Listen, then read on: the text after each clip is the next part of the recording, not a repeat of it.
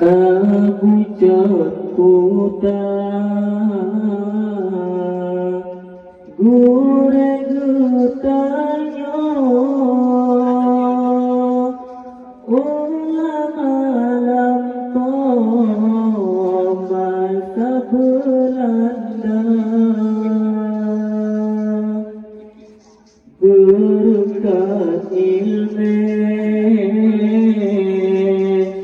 yang nabagure tudanglah balik pondok asrama aku kuda gure gutanyo ulama lampo masa Belanda berkat ilmu yang nabagure tudanglah balik pondok asrama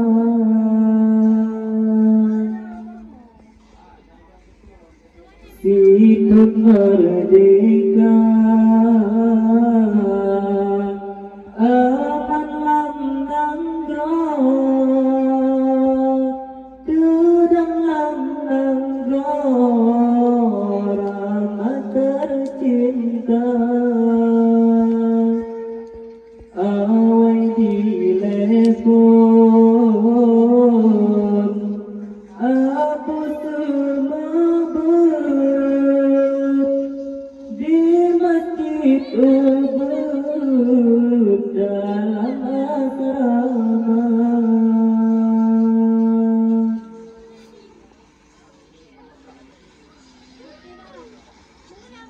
waktu dilepon di lelam daya pintu kabung meriah memacam cara jalan keilah dibangun daya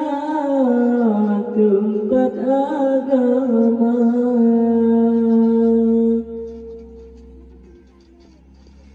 aku kuda gure gutanyo ulama lampo masa Belanda berkat ilmu yang nabagure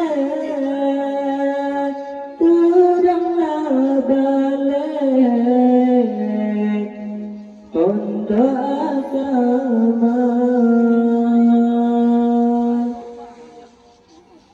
tun si kurung lek nibak masanya sambung pimpinan rahmat tercinta ayah di balik yang berpimpinan